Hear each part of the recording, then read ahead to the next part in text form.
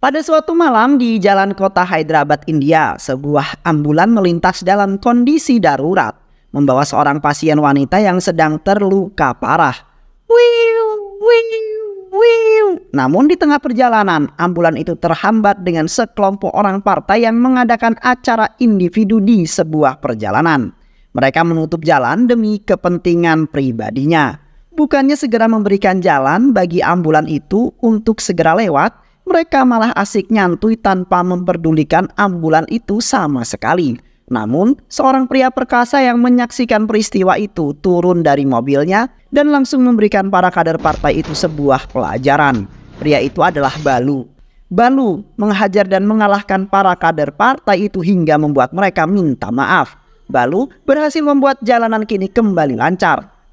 Kabar Balu yang telah menghajar para kader partai itu kini sampai di telinga ayahnya yang bernama Rakas Ramurti, yang merupakan seorang pegawai di kantor Bea Cukai. Rakas sangat tidak menyukai Balu yang sering terlibat perkelahian. Di dalam hati Sundara, dia berharap agar Balu bisa segera mendapatkan sebuah pekerjaan.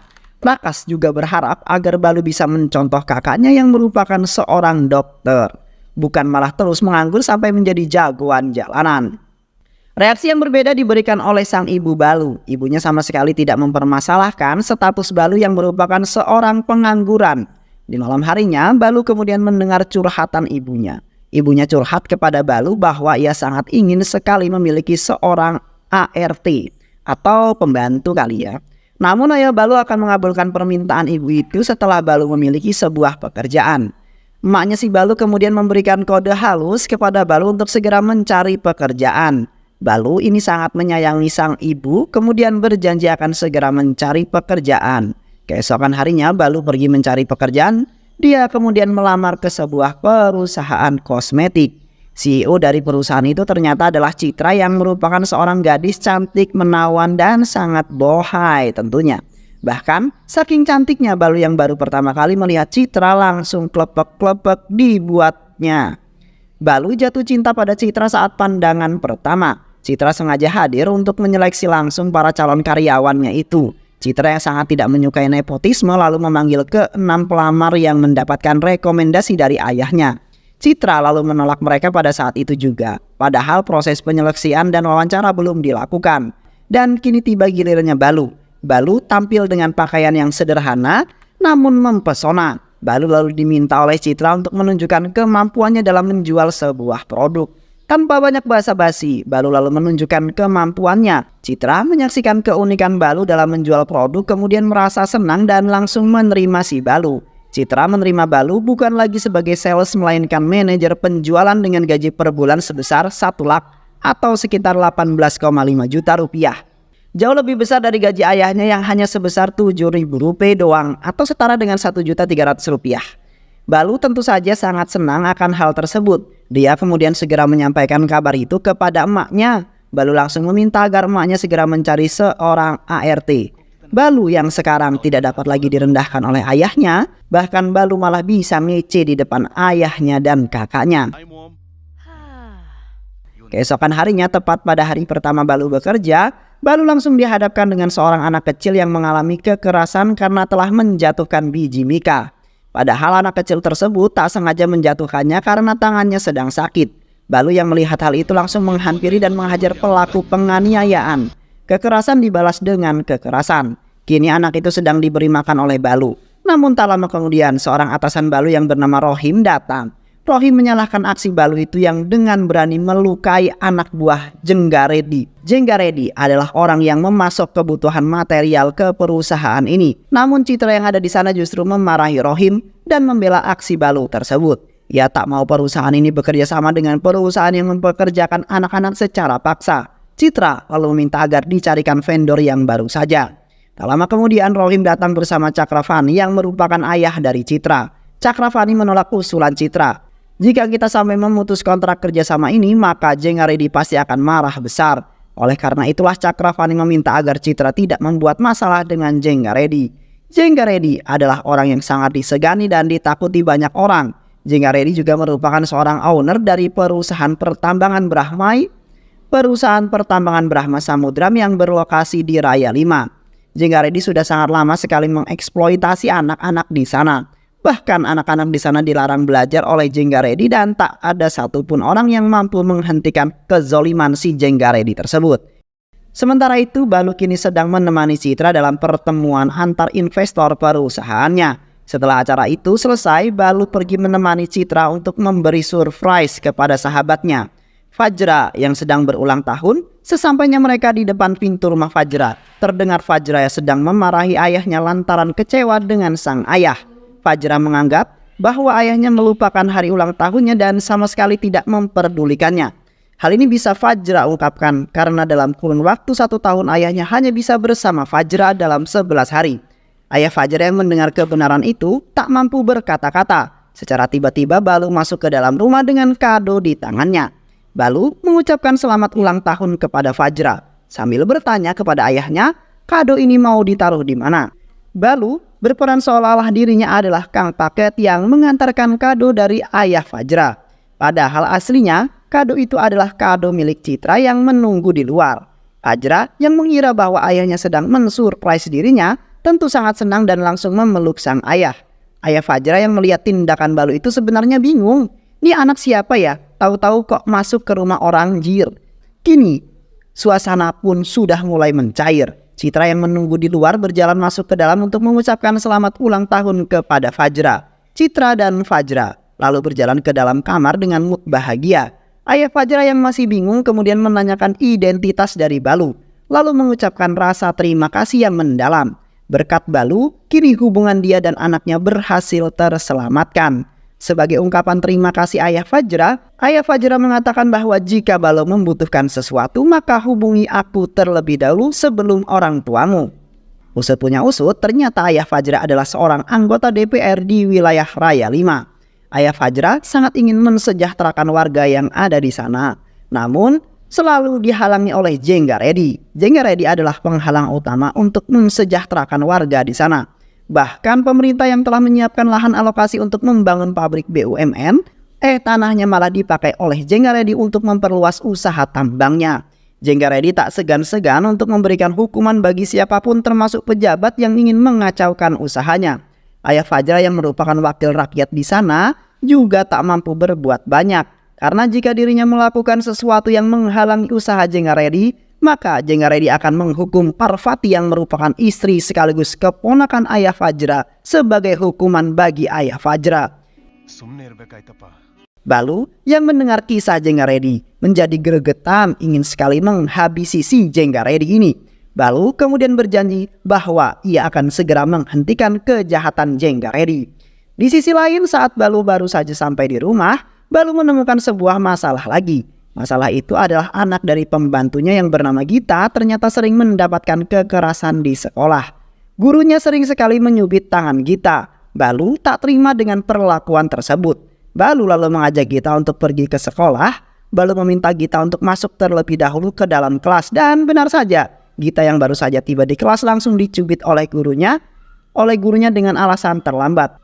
Balu yang melihat kekerasan itu kemudian murka. Ia mengambil sebuah balok besi dan berjalan ke dalam kelas dan cedel. Kini Balu dibawa ke kantor polisi atas perbuatannya. Ayah Balu meminta kepada inspektur agar kasus ini tidak dilanjutkan. Begitu juga dengan ibunya Balu. Dia meyakinkan polisi Najwa Balu tidak bersalah. Yang bersalah adalah guru itu yang sering melakukan kekerasan. Namun alasan dari ayah dan ibu Balu sama sekali tidak didengarkan. Inspektur tetap melanjutkan kasus ini. Citra yang tadinya duduk kini mulai kesal dan turun tangan. Citra yang mengetahui bahwa sekolahan itu berada di bawah lembaga pendidikan milik ayahnya langsung merobek kertas laporan yang akan diisi oleh pihak sekolahan. Masalah pun langsung beres. Balu sangat berterima kasih kepada Citra. Berkat bantuannya masalah ini berhasil terselesaikan. Citra sebenarnya sangat mengagumi karakter dan keberanian Balu yang berani melawan kezoliman. Mereka yang saling memendam perasaan satu sama lain kini mulai saling terbuka. Balu bahkan ingin hidup bersama Citra selama-lamanya. Singkat cerita, Balu yang sedang menghadiri pesta ulang tahun Citra yang diselenggarakan dengan sangat mewah, Balu hadir bersama sahabatnya yang bernama Umar. Citra menyambut Balu dengan senyumannya yang manis lagi imut. Aduh, klepek-klepek gak tuh? Acara pesta ulang tahun itu berjalan dengan lancar hingga saat selesai prosesi pemotongan kue. Ayah Citra secara mengejutkan mengumumkan pernikahan anaknya itu dengan Rohim. Tentu saja pengumuman itu adalah pengumuman yang dilakukan secara sepihak oleh ayahnya Citra. Balu sakit hati mendengar pengumuman itu, namun kedewasaan Balu membuatnya untuk bisa berpikir dengan tenang. Balu lalu memutuskan untuk pergi dari sana karena tak ingin membuat sebuah kekacauan. Namun Cakravani dan Rohim justru datang untuk menghadangnya. Mereka tahu tentang hubungan Balu dan Citra. Cakravani yang ada di hadapan Balu kemudian menyombongkan diri bahwa dengan satu kali jentikan jari saja puluhan preman datang dan siap menuruti permintaanku jika aku memerintahkan mereka untuk segera menghabisimu. Apakah kamu masih ingin menikahi putriku? Ujar Cakravani. Namun di tengah ancaman itu Citra datang untuk membela Balu. Balu yang mendengar ancaman itu sama sekali tak membuat nyalinya ciut. Dia bahkan siap berduel solo vs kuat menghadapi siapapun yang menghadang cintanya. "Tade, kau mengancam orang yang salah," ujar Balu. Tak lama kemudian segerombolan mobil datang ke pesta tersebut. Keluarlah ayah dan ibu Balu dalam mobil itu bersama seseorang yang tidak dikenali Balu. Ternyata orang asing itu adalah Barani. Dia meminta Balu untuk pulang ke desanya karena ayahnya baru saja meninggal. Balu yang mendengar hal tersebut pun marah. Balu tak terima jika ayahnya dianggap meninggal, sedangkan ayah Balu, Raka Sramurti, masih ada, berdiri persis di hadapannya. Ibu Balu kemudian angkat bicara, menjelaskan suatu fakta yang membagongkan semua orang. Ibu Balu menjelaskan bahwa sebenarnya kamu bukanlah anak kandung kami. Kamu adalah anak yang kami rawat dan kami besarkan dengan penuh kasih sayang. Seperti halnya Malika, kedelai hitam spesial yang dirawat dengan sepenuh hati. Asik. Barani kemudian menjelaskan bahwa ayah kandung Balu bernama Mahakaleswara, yang juga merupakan saudara kandung laki-lakiku. Ayah Citra mendengar nama Mahakaleswara sontak terkejut dan langsung ketakutan. Balu sebenarnya tak ingin kembali, namun ibu Balu memaksanya dengan bersumpah bahwa Balu akan segera pergi ke sana tanpa banyak alasan. Kalau sudah seperti itu, maka Balu hanya bisa menuruti kemauan ibu angkatnya. Balu kemudian pergi ke desa itu bersama Barani. Di tengah jalan, Balu hanya bisa termenung dan terus berpikir tentang fakta kebenarannya. Barani yang melihatnya kemudian memutuskan untuk berhenti sebentar di pinggir jalan. Barani lalu menjelaskan secara lengkap mengenai semua itu, tentang siapa aslinya Balu, alasan mengapa Balu bisa dititipkan ke Rakas, dan siapa identitas orang tua kandung Balu. Barani lalu menjelaskan bahwa nama asli Balu adalah Rudra Mahakaleswara.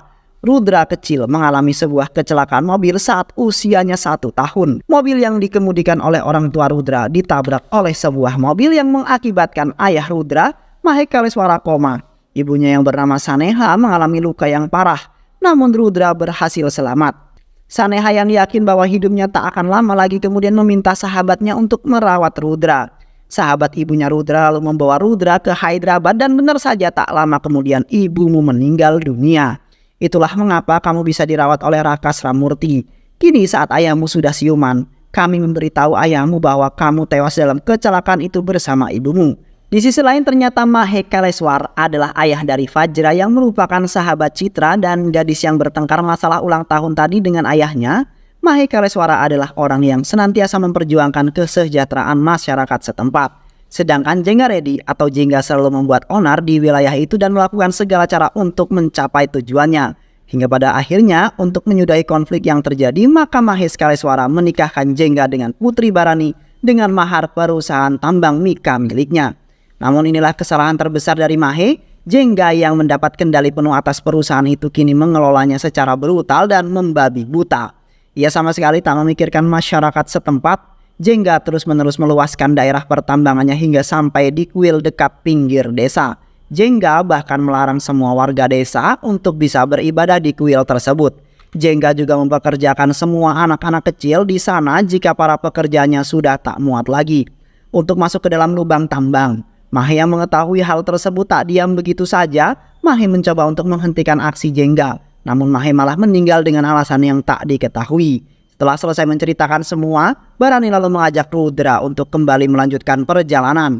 Barani meminta Bala alias Rudra untuk langsung melakukan ritual terakhir ayahnya. Setelah itu, Rudra dan Barani CS telah mencapai di rumah. Rudra yang disambut mewah bak seorang putra mahkota di dalam rumahnya. Rudra bertemu dengan Fajra. Dia terkejut karena ternyata Fajra adalah saudara perempuannya. Namun Rudra lebih terkejut lagi ketika dia melihat foto ayah kandungnya yang sudah dikalungi bunga. Rudra yang melihat Fajra sangat berduka atas kematian ayahnya berusaha untuk menghibur. Rudra mendapatkan suasana yang baru dan berbeda ketika berada di desa. Apalagi ketika dia diminta untuk memberikan nama kepada seorang anak yang baru saja lahir, seperti yang pernah dilakukan oleh ayahnya dulu.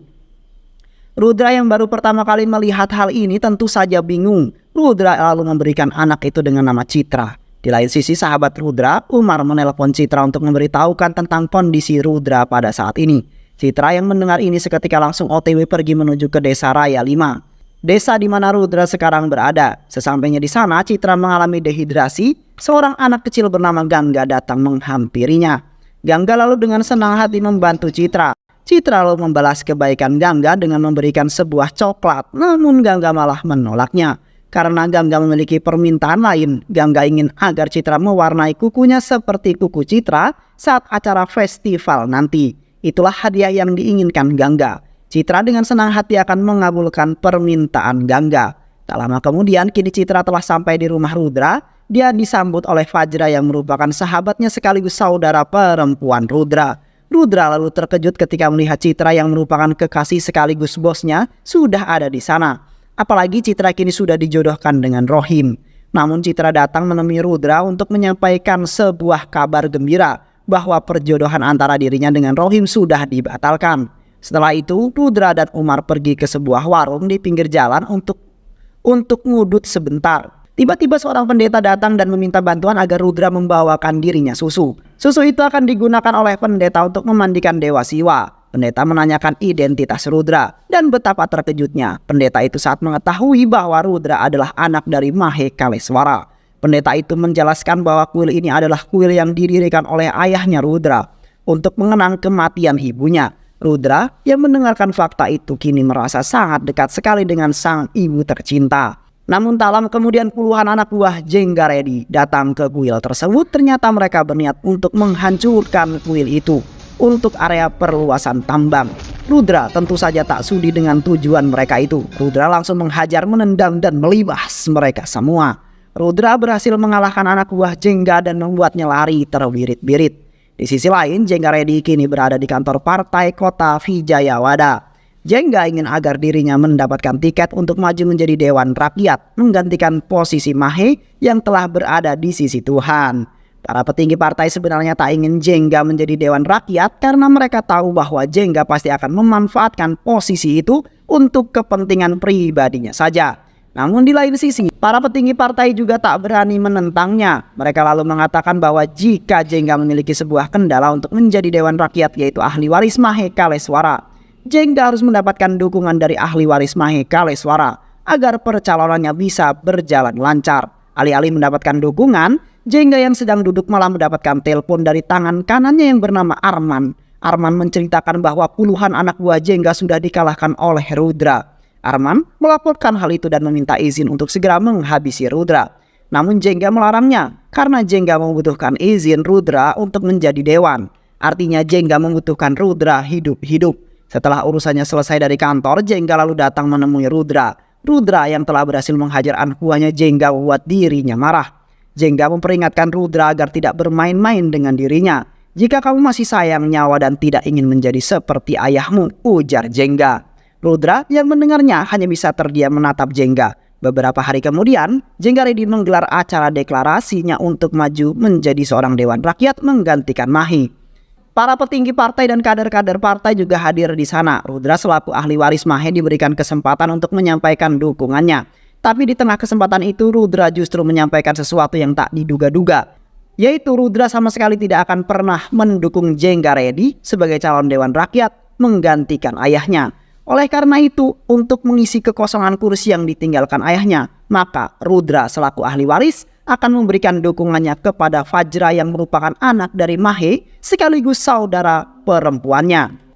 Jengga yang mendengar keputusan itu tentu saja sangat kecewa dan murka kepada Rudra. Jengga lalu pergi dari acara itu dan berniat untuk menghukum Rudra dengan menghabisi nyawanya. Untuk menjalankan niatnya menghabisi Rudra, Jengga sengaja menargetkan Fajra yang kebetulan sedang belusukan berkampanye. Arman yang merupakan tangan kanan Rudra langsung membekap dan melecehkan Fajra. Rudra yang mengetahui hal itu tentu saja tak tinggal diam begitu saja. Rudra datang menemui Arman dan langsung menghajar. Rudra menghabisi Arman dengan cara membakarnya. Kematian Arman yang tragis itu membuat nyali anak buah Jengga luntur. Mereka sama sekali tak berani untuk menantang Rudra, hingga akhirnya mereka memutuskan kabur sambil membawa mayat Arman yang masih terbakar. Jengga yang tak terima dengan kematian Arman kini turun tangan. Jengga membawa istri yang telah disiksa ke rumah Rudra. Orang tua Parvati kemudian menangis melihat kondisi anaknya itu. Namun sayangnya Rudra pada saat itu sedang tidak ada di rumah. Untuk membalaskan rasa sakit hatinya, Jengga lalu menghabisi Patabi yang merupakan salah satu orang kepercayaan Rudra. Patabi lalu dihabisi dengan mayatnya kemudian dimasukkan ke dalam tong, dicorol beton dan dipamerkan di sana. Sebagai langkah untuk melindungi Rudra, maka Barani meminta Rudra untuk segera pergi jauh meninggalkan desa ini. Biarkan nanti kami semua yang akan memohon kepada Jengga untuk memaafkan dirimu. Namun Rudra telah berjanji kepada ayahnya bahwa ia akan membunuh Ruth. Dia akan membunuh Jengga dan menghentikan kejahatannya. Saat Rudra sedang berpikir keras, Citra tiba-tiba datang untuk mengajak Rudra pergi ke rumah Gangga. Sesampainya di sana mereka bertemu dengan ibunya Gangga. Citra lalu menyampaikan tujuannya bahwa dia pernah berjanji akan menghias kuku Gangga menjelang sebuah festival. Namun ibu Gangga mengatakan bahwa Gangga sedang tidak ada di rumah dan dia belum pulang ke lokasi pertambangan. Tak lama kemudian sebagian rombongan pekerja datang dengan membawa mayat Gangga. Semua orang yang ada di sana langsung terkejut dan menangis melihat mayat Gangga. Ternyata Gangga tewas karena tertimbun tambang yang longsor. Bahkan para orang tua yang ada di sana pun sekarang mencemaskan keadaan anak-anak mereka. Apakah anak-anak mereka akan bernasib sama dengan Gangga? Rudra yang mendengarkan itu kemudian bangkit tanpa tekad bahwasanya salah satu cara untuk mengakhiri kekejaman Jengga adalah dengan cara menghabisinya. Rudra lalu datang seorang diri menyerang kamp pertambangan milik Jengga. Solo vs sekuat pun terjadi.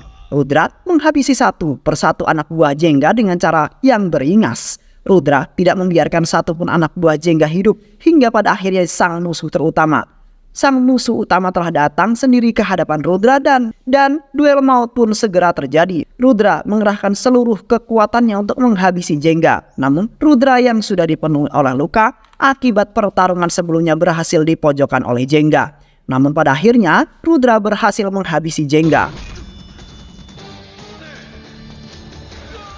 Beberapa bulan kemudian Rudra kembali ke kota Hyderabad. Rudra bertemu dengan ibunya dan sangat kagum kepada ibu angkatnya yang telah membesarkan Rudra tanpa membeda-bedakan dengan anak-anaknya sendiri. Dan film pun selesai.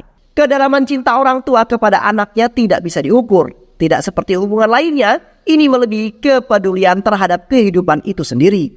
Semoga teman-teman semua terhibur setelah menyimak alur cerita film ini. Terima kasih sudah menyimak video-video LK21 Revive. Semoga sahabat semua terhibur dan sampai bertemu lagi di video-video berikutnya. Sehat selalu. Wassalamualaikum warahmatullahi wabarakatuh.